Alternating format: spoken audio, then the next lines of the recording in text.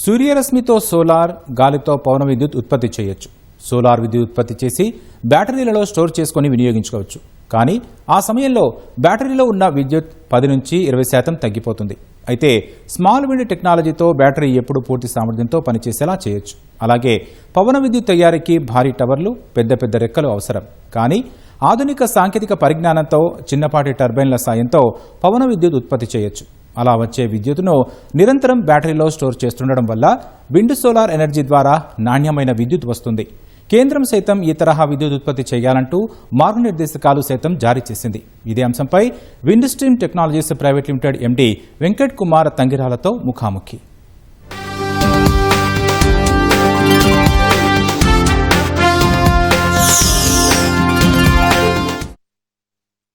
ప్రస్తుతము గ్రీన్ ఎనర్జీకి ఎంతో ప్రాధాన్యం పెరిగింది. అందులో భాగంగా సోలార్, విండ్ ఎనర్జీ కూడా ఉత్పత్తి చేస్తున్నారు.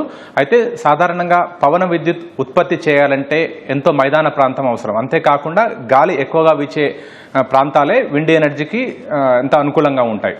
దీనికోసం పెద్ద పెద్ద స్థలాలు, పెద్ద టవరు, పెద్ద ఫ్యాన్లు ఏర్పాటు చేయాల్సి ఉంటుంది. కానీ అవేమీ లేకుండానే చిన్నపాటి పరికరాలతో కూడా విండ్ ఎనర్జీ ఉత్పత్తి చేస్తుంది wind stream energy private limited company. ప్రస్తుతం ఆ విండ్ ఎనర్జీ ఏ విధంగా చిన్నపాటి పరికరాలతో ఉత్పత్తి చేయొచ్చు, దాన్ని ఏ విధంగా స్టోర్ చేయొచ్చు అనే విషయాన్ని తెలుసుకోవడానికి wind stream energy private limited ఎండి వెంకట్ కుమార్ తంగిరాల గారు మనతో ఉన్నారు. ఆయన అడిగి మరిన్నర తెలుసుకున్నాం. నమస్కారం సార్. నమస్కారం అండి.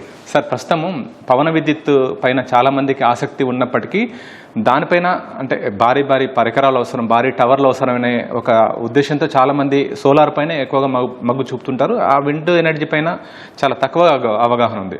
చిన్నపాటి పరికరాలతో కూడా విండ్ ఎనర్జీని ప్రొడక్షన్ చేయొచ్చు అనేది కూడా మీ విండ్ స్ట్రీమ్ కంపెనీ చెప్తుంది కదా, దానికి సంబంధించిన వివరాలు ఏంటి సార్? ఎక్కడైతే పెట్టుకోవాల్సి వస్తుందో అక్కడ మనకి రెన్యూబుల్ ఎనర్జీ సిస్టము, బ్యాటరీసు రెండు అవసరం అవుతాయి.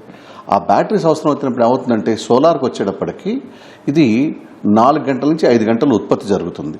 దాదాపుగా 19 గంటల నుంచి 20 గంటలు దీన్ని స్టోర్ చేసుకోవాల్సి వస్తుంది. అలా స్టోర్ చేసుకోవాల్సినప్పుడు ఎటువంటి బ్యాటరీ అయినా దాని కెమిస్ట్రీ ప్రకారం ఒకసారి ఛార్జ్ చేయడం అనేది ఆగిపోతే డిశ్చార్జ్ అవ్వటం మొదలెడుతుంది. మనం ఒక 5 కిలోవాట్ సిస్టమ్ పెట్టుకుని ఒక 20 యూనిట్లు జనరేట్ చేసినా కూడా మనకు ఉపయోగంలోకి వచ్చేది 15 నుంచి 16 యూనిట్ల వరకు ఉపయోగపడతాయి అన్నమాట, బ్యాటరీ కొత్తదైనా కూడా. అందుకని ఏం చేసామంటే దీనికి ఒక పవన విద్యుత్ ఏదైతే చాలా తక్కువపాటి విండ్తో పనిచేసే పవన విద్యుత్తుని కనుక కలిపి చేస్తే కనుక ఒక ఆపర్చునిటీ ఛార్జింగ్ లేకపోతే ట్రికల్ వోల్టేజ్ వల్ల ఇది డిశ్చార్జ్ కాకుండా ఉంటుంది, మొత్తం అంతా ఉపయోగపడుతుంది. దీనికి స్మాల్ విండ్ టెక్నాలజీ అంటారు సార్. స్మాల్ విండ్ టెక్నాలజీ అనేటప్పటికీ ఏంటంటే 2 రకాలు ఉంటాయి. ఒక వర్టికల్ యాక్సిస్ ఉంటుంది, ఒక హారిజాంటల్ యాక్సిస్ ఉంటుంది. మామూలుగా వర్టికల్ యాక్సిస్ విండ్ టర్బైన్ అంటే మనకు ఒక ఫ్యాన్ ఆకారంలో ఉంటే చూసారా, దాన్ని హారిజాంటల్ యాక్సిస్ అంటారు. వర్టికల్ యాక్సిస్ అంటే ఒకటే ఇది నిలబడి ఉంటుంది అనమాట. హారిజాంటల్ ఇదివరకు హారిజాంటల్ యాక్సిస్ చాలా ప్రామాణికంగా ఉండేది.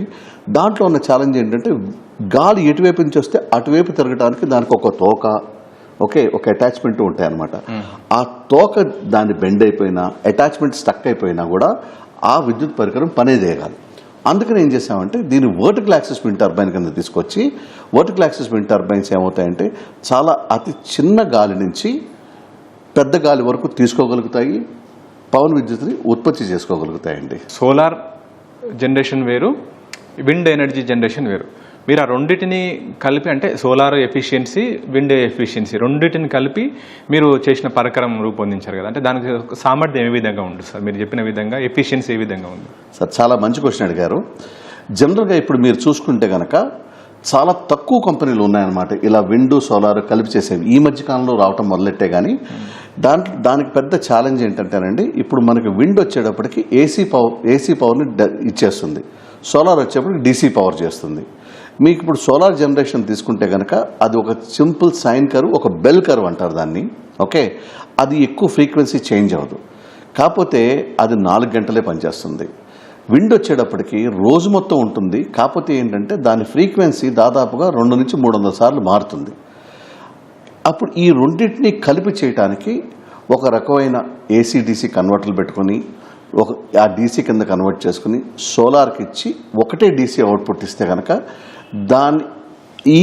ఇదంతా చేయటం వల్ల మనకు వచ్చే అడ్వాంటేజ్ ఏంటంటేనండి, మనకి ఏదైతే సోలార్ నుంచి జనరేట్ చేసామో అది కాపాడుకుంటూ విద్యుత్ నుంచి చేసే ఉత్పత్తి ఏదైతే ఉందో దాన్ని దీనికి యాడ్ చేసుకుంటూ దాదాపుగా మనకి సోలార్కి వచ్చేటప్పటికి 16 నుంచి 19% ఎఫిషియన్సీ ఉంటే ఈ విండ్ సోలార్ హైబ్రిడ్కి వచ్చేటప్పటికి 23 నుంచి 25% వరకు ఎఫిషియన్సీ ఉంటుందండి.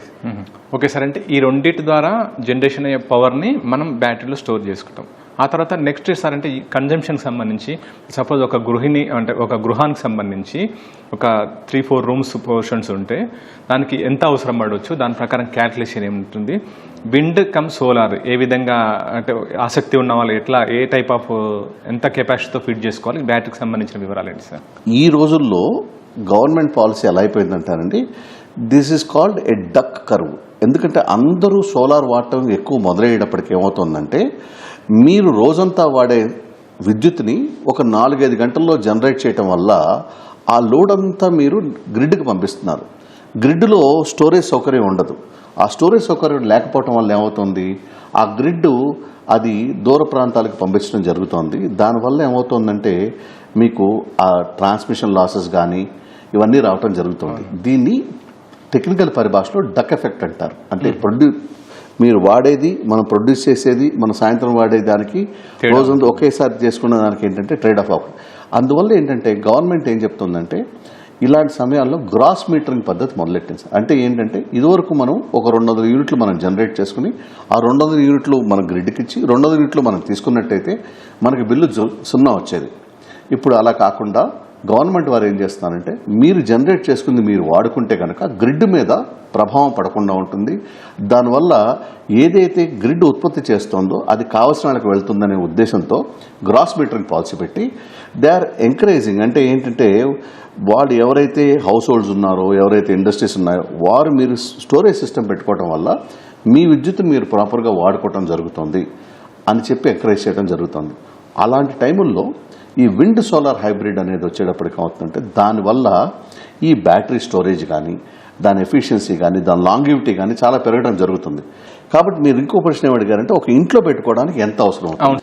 సోలార్ జనరేషన్ అర్థమెటిక్ అంటే సోలార్ జనరేషన్కి ఒక రకమైన ఒక లిమిటేషన్ ఉంది.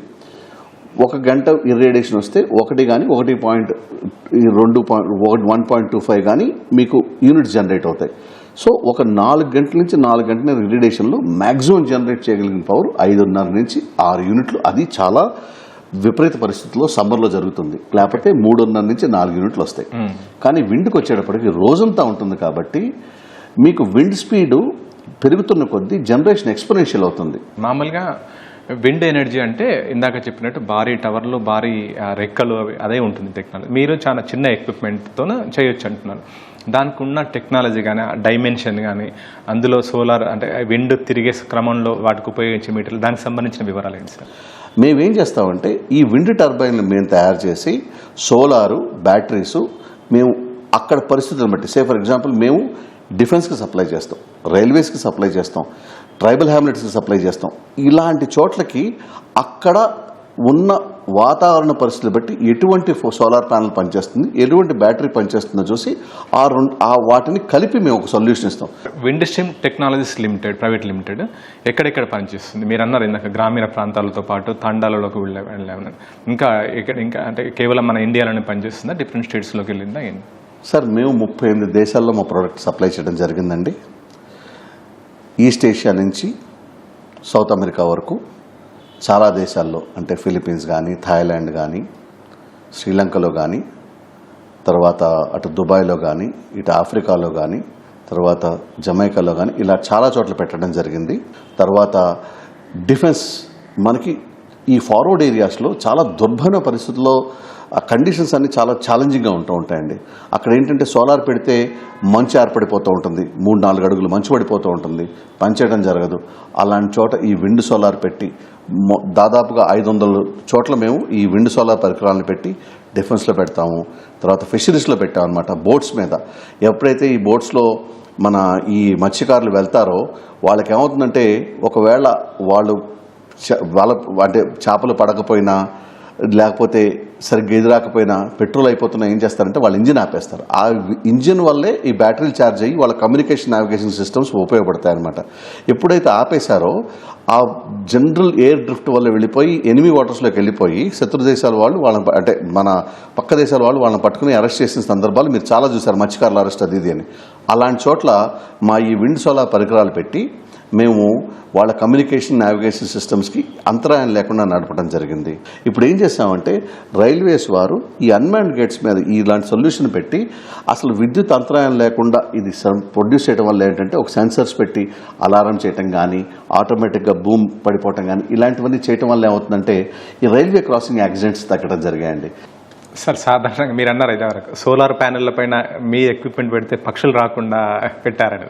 ఆ స్థాయి నుంచి స్టార్ట్ అయిన మీ బిజినెస్ ప్రస్తుతం ఏ విధంగా ఉంది, నెక్స్ట్ ప్లాన్ ఏ విధంగా ఉంది సార్? సరే, ఇప్పుడు అన్నిటికంటే ముఖ్యమైనది ఏంటంటే నేను ఒక సెట్ని తయారు చేసి మోడ్యులర్గా తయారు చేసాం మేము. ఇది మా యొక్క ప్రత్యేకత. అంటే ఇప్పుడు ఇదివరకు మీరు ఇప్పుడు కనుక గూగుల్లో 1 కిలోవాట్ విండ్ అని కొడితే ఒక రకమైన ఒక టర్బైన్ వస్తుంది, 5 కిలోవాట్ అని కొడితే ఇంకొంచెం పెద్ద టర్బైన్, 10 కిలోవాట్ పెడితే ఇంకొంచెం పెద్ద టర్బైన్, 1 మెగావాట్ పెడితే ఇంకొంచెం పెద్ద టర్బైన్ వస్తుంది తప్పితే సోలార్ ప్యానల్స్ లాగా ఒకదాని తర్వాత ఒకటి అమర్చుకెళ్ళి స్కేలబిలిటీ ఇష్యూ ఉండేది. దానివల్ల ఏంటంటే పెద్ద విండ్ జోన్స్లో తప్పితే ఈ పెద్ద పెద్ద విండ్ సిస్టమ్స్ పెట్టగలిగేవాళ్ళు కాదు. మేమేం చేసామంటే ఈ స్మాల్ విండ్ని స్కేలబుల్గా తయారు చేయడం జరిగింది మా యొక్క టెక్నాలజీతో. దానివల్ల ఏంటంటే దీనికి అప్లికేషన్ ఇంజనీరింగ్ పెరిగింది. మన ఈ మధ్యకాలంలో రిమోట్ ఏరియాస్లో హాస్పిటల్స్ కోసమని మినీ బస్సుల్లో హాస్పిటల్స్ తయారు చేస్తే వాటి విద్యుత్ కోసమని మా దగ్గరికి రావడం జరిగిందనమాట. Not limiting wind solar to only roof tops, ఒక రూఫ్ టాప్కే పరిమితం కాకుండా ఎక్కడెక్కడైతే విద్యుత్ అవసరం ఉందో అక్కడికల్లా తీసుకెళ్ళగలగాలని, ఈ ఆల్టర్నేటివ్ పవర్ని డిపెండబుల్ పవర్ చేయాలనే కోరికతో ముందుకు సాగుతున్నాను సార్. ఇంకోటి ఏంటంటే వేరే వేరే దేశాల్లో ఎక్కడెక్కడైతే దేశాలు ఉన్నాయి, ఆఫ్రికా లాంటి చోట్ల ఒక చిన్న మ్యానుఫ్యాక్చరింగ్ సెటప్ పెట్టి అలాంటి దేశాలకు తీసుకెళ్లాలనే కోరికతో ముందుకు సాగుతున్నామండి. Okay sir, thank you sir. Thank you very much sir. Thank you very much. ప్రస్తుతం గ్రీన్ ఎనర్జీకి ప్రాధాన్యం పెరిగింది కాబట్టి ఆ మేరకు ఎఫిషియన్సీతో కూడిన అంటే కేవలం సోలార్ వల్ల వచ్చే విద్యుత్లో ఎఫిషియన్సీ తక్కువ ఉంటుంది బ్యాటరీ కెపాసిటీ వల్ల. అలాంటి సందర్భాల్లో విండ్ ఎనర్జీని దానికి తోడుగా చేస్తే బ్యాటరీ ఎఫిషియన్సీ పెరిగి పవర్ ప్రొడక్షన్ కూడా పెరుగుతుందని చెప్పి కూడా వెంకట్ కుమార్ తంగిరాల గారు చెప్తున్నారు. మన పర్సన్ పురుషోత్తంతో శ్రీకాంత్, ఈటీవీ న్యూస్, హైదరాబాద్.